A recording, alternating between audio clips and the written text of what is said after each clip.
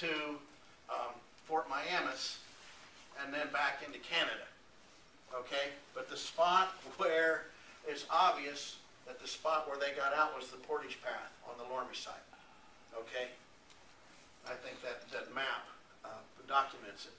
Okay, following the unfriendly and threatening response the Ceylon expedition receives, the French decide to retaliate.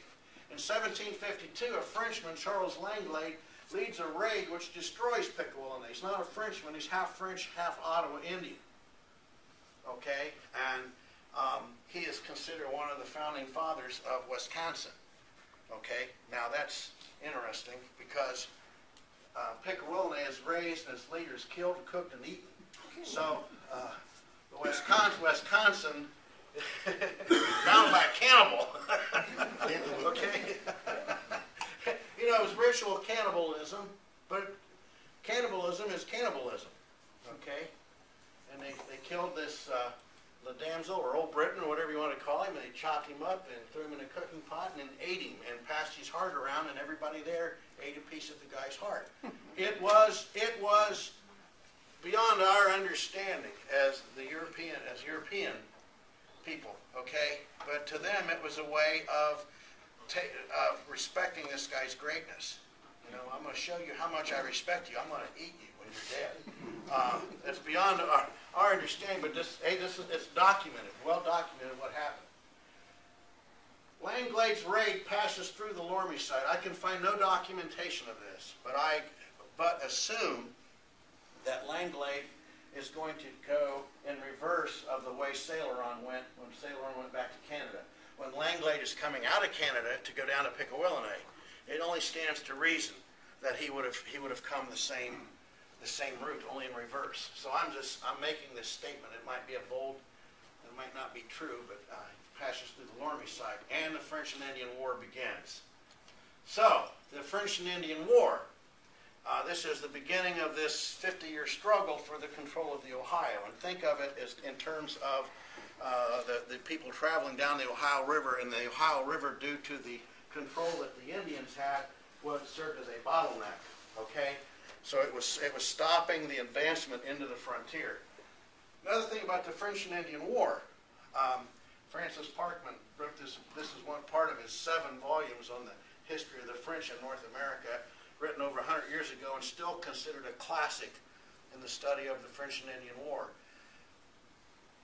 To my way of thinking, the French and Indian War is one of the most important things that happened in the history of the North American continent to Europeans, because, you know, you think, well, the American Revolution made us free, and I always told my students, no, the American Revolution did not make us free. The American Revolution was fought to preserve freedoms we already had. Okay, at the time of the American Revolution, we were the freest people on earth. Okay, and we fought the American Revolution to preserve those freedoms. Had the French won the French and Indian War, it might have forestalled, obviously the American Revolution might have forestalled the French Revolution.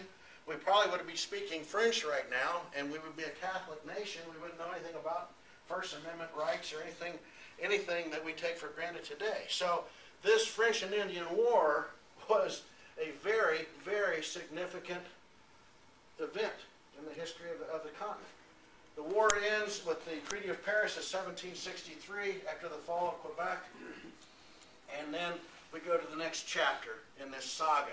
The French meet with defeat in the French and Indian War, and with the signing of the Treaty of Paris of 1763, half the continent had changed hands at the scratch of a pen. That's from Parkman's book. So, 1763, the war ends. 1769, Peter Loramie arrives on the scene. Pierre-Louis Loramie, okay, or we call him Peter Loramie, where I come from. Okay, following the defeat of the French, Peter Loramie arrives from Canada. He establishes his store on the headwaters of the Loramie Creek. In the upcoming struggle known as the American Revolution, Peter Loramie is decidedly pro-Indian and pro-British. Loramie outfits many Indian raids into early Kentucky settlements, including the 1778 raid in which Daniel Boone was captured.